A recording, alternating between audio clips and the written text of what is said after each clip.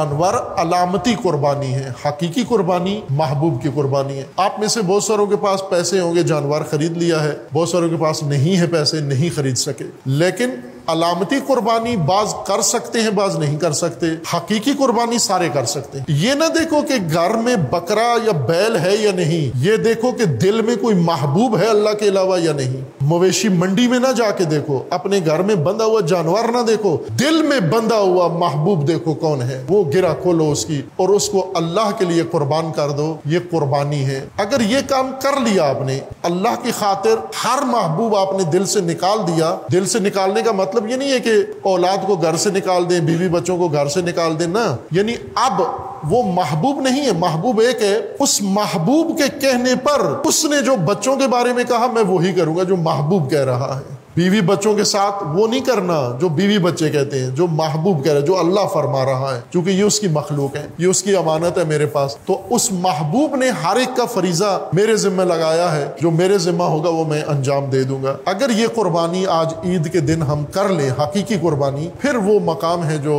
इब्राहिम का। और अल्लाह ने ये दिन इसके लिए मुकर्रर किया है, ये वो दिन है इंसानों को मकाम इब्राहिमी तक पहुंचाने के लिए।